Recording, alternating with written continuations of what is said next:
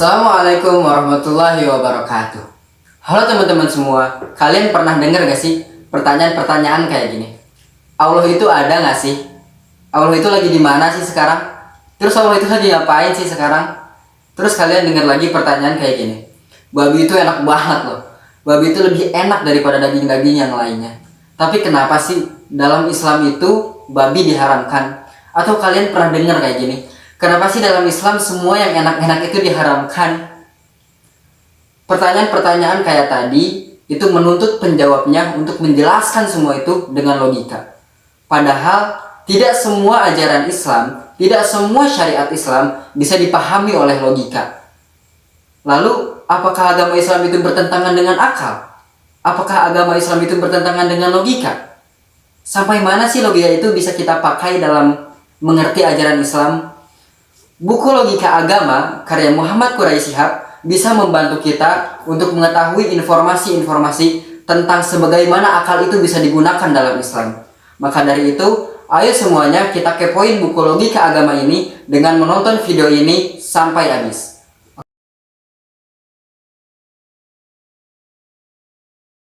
Tidak semua ajaran Islam dapat dicerna oleh akal, karena dalam Islam ada beberapa hal yang bersifat ta'abudi. Ta'abudi ini merupakan hal-hal yang turun langsung dari Allah yang harus kita imani dan harus kita lakukan. Ibarat suatu kelompok manusia yang tinggal di suatu daerah yang sangat terpencil. Di daerah ini belum ada yang namanya listrik, tidak ada akses internet. Tidak terfikir oleh manusia yang tinggal di daerah ini akan adanya televisi, telepon, komunikasi jarak jauh, informasi yang menyebar begitu cepat. Tidak terfikir oleh orang-orang yang tinggal di daerah ini. Padahal di daerah lain, hal-hal seperti televisi, smartphone, komunikasi jarak jauh itu sudah ada dan terus berkembang. Begitu juga dengan akal kita. Hal-hal yang bersifat ta'abudi bukan berarti tidak masuk akal. Hal-hal yang bersifat ta'abudi bukan berarti bertentangan dengan akal. Melainkan akal kita lah yang tidak mampu menjangkau hal-hal tersebut. Jika akal kita, jika logika kita hanya bisa mencerna hal-hal yang berbau fisika, maka Islam membahas juga hal-hal yang berbau, yang berkaitan dengan metafisika.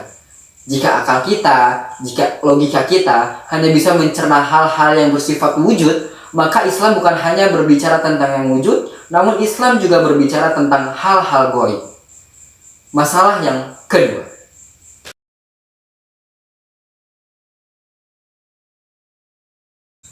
Apa dampak buruk bagi orang yang selalu menggunakan akal dalam memahami Islam? Jika semua orang itu terlalu menuhankan akal atau terlalu menggunakan akal, maka peran Nabi akan tergantikan oleh filsuf. Karena apa? Karena filsuf merupakan orang yang dianggap bahwa akal mereka sangat cerdas, bahwa akal mereka dapat memecahkan semua hal-hal yang ada di bumi ini. Sedangkan Nabi, dia menyebarkan dakwah Islam dengan wahyu yang turun dari Allah Subhanahu wa taala. Masalah yang ketiga.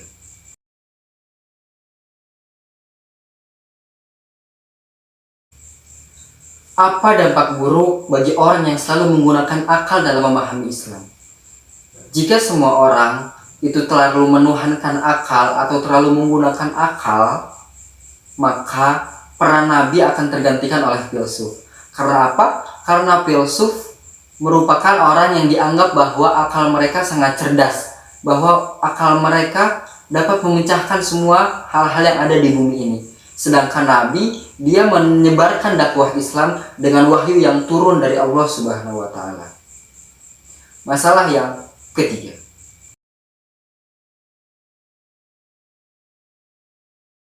Lalu, bagaimana dengan ayat-ayat Allah yang menyuruh kita atau mendorong kita untuk selalu berpikir, untuk selalu bertafakur, bertadabbur dengan akal kita? Bukankah dalam Islam selalu ada kalimat-kalimat la'allakum ta'qilun, la'allakum tatafakkarun, la'allakum tatadabbarun?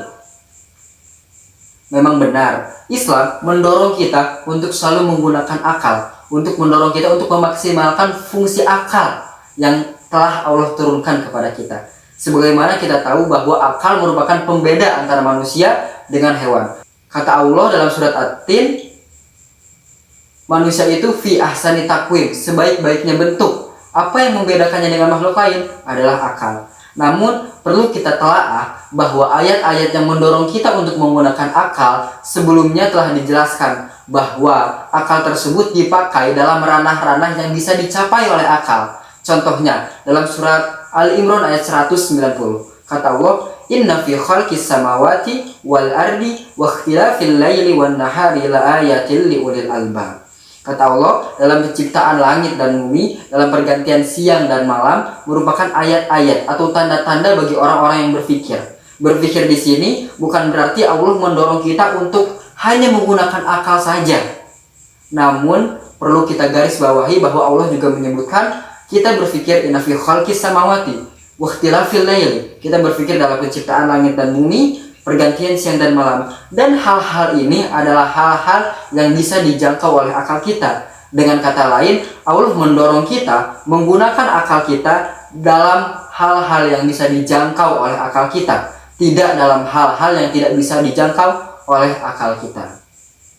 Lalu, jika akal saja tidak bisa membantu kita untuk mengetahui wujud Allah, untuk merasakan wujud Allah, untuk sampai kepada Allah, dengan apa lagi kita bisa sampai kepada Allah?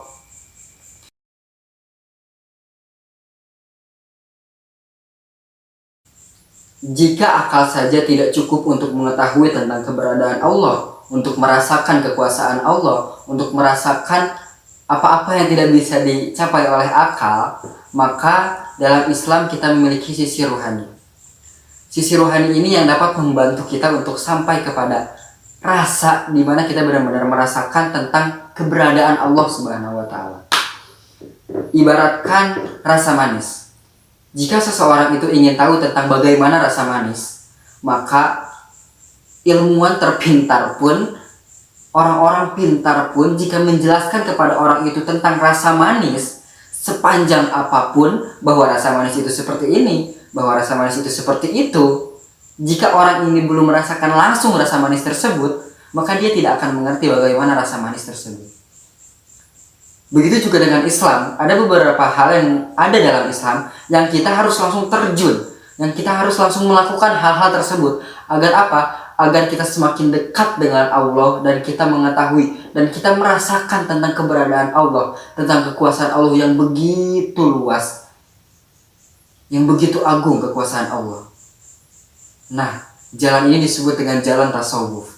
Jalan tasawuf ini adalah jalan yang menekankan rohani kita agar kita senantiasa beribadah kepada Allah, agar kita semakin dekat dengan Allah dan merasakan keberadaan Allah. Ada 3 tujuan tentang tasawuf ini. Ada 3 tujuan yang dimiliki oleh tasawuf ini.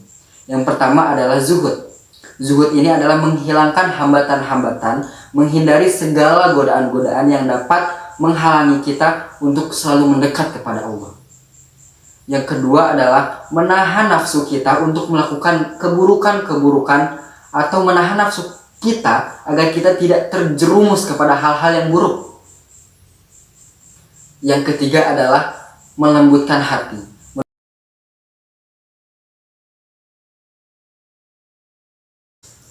Dalam menjalani jalan tasawuf, ada beberapa metode atau ada metode-metode yang harus dilakukan. Ada cara-cara dalam mengarungi jalan ini. Nah, cara-cara tersebut disebut dengan mujahadah atau riyadah. Mujahadah atau riyadah merupakan praktek-praktek ibadah yang dilakukan seorang sufi atau yang dilakukan seorang salik, orang yang menelusuri jalan ini untuk bisa mencapai tujuan tasawuf. Dan semua metode-metode itu, semua mujahadah, semua riyadah yang mereka lakukan hanya satu tujuannya, yaitu membersihkan hati mereka agar bisa mendapat cahaya ilahi. Sebagaimana Imam Syafi'i berkata, cahaya ilahi, cahaya Allah tidak akan turun kepada orang-orang yang selalu bermaksiat kepadanya. Maka inti dari tasawuf adalah mendekatkan diri kepada Allah Subhanahu wa taala dengan membersihkan hati, dengan menjauhkan dirinya dari maksiat-maksiat kepada Allah, dan menekankan dirinya agar selalu senantiasa beribadah kepada Allah Subhanahu wa taala. Dan tasawuf yang benar adalah tasawuf yang sesuai dengan Al-Quran dan Sunnah, karena pernah ditemukan bahwa ada beberapa praktek tasawuf yang tercampur dengan adat istiadat yang berada di tempat tersebut. Nah, Tasawuf yang telah tercampur dengan adat istiadat, yang dimana adat istiadatnya itu bertentangan dengan hukum Allah dan Rasulnya, maka tasawuf ini ditolak dan tidak diterima.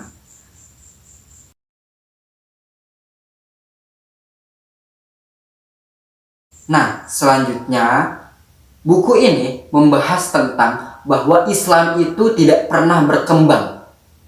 Lalu, bagaimana Islam bisa selalu cocok dengan permasalahan-permasalahan yang ada di zaman sekarang? Nah, istilah berkembang ini disangkal oleh guru dari Muhammad Quraisy Shihab. Guru beliau mengatakan bahwa Islam itu tidak pernah berkembang karena Islam itu berkembang ketika zaman Nabi. Ketika zaman Nabi saja, ketika wahyu Allah turun, akmaltu lakum dinukum wa an'amtu alaikum ni'mati wa raditu lakum islami dina. Semua agama atau agama Islam tidak pernah lagi melakukan atau mengalami yang namanya perkembangan. Lalu bagaimana Islam bisa relevan dengan segala permasalahan yang ada di dunia ini?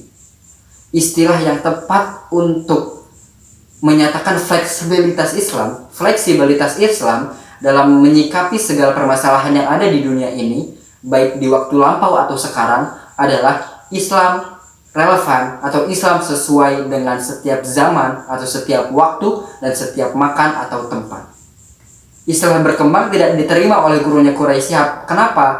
Karena berkembang memiliki makna berubah. Padahal Islam semenjak Nabi telah disempurnakan agamanya dengan turunnya surat Al-Maidah ayat 3 ini, Islam tidak pernah mengalami lagi perubahan dalam prinsip-prinsipnya. Dalam sunnah Nabi, dalam ayat Al-Quran tidak mengalami lagi perubahan-perubahan. Namun yang berubah itu bukan Islamnya, bukan prinsip-prinsip yang ada dalam Islamnya, namun pemikiran manusia dalam menyikapi prinsip-prinsip Islam tersebut. Maka di buku ini dijelaskan bahwa Islam itu tidak tatawur atau tidak berkembang, tapi istilah yang tepat untuk menyatakan fleksibilitas Islam dalam menyikapi segala kejadian yang ada di dunia ini adalah Islam sesuai dengan semua waktu dan semua tempat di dunia ini.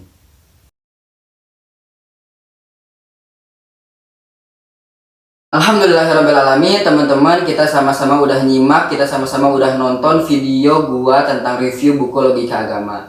Nah, di sini gua pengen ngasih tahu ke teman-teman semua bahwasannya gua nge-review buku logika agama ini bukan berarti gua udah paham banget apa aja yang ada di buku itu.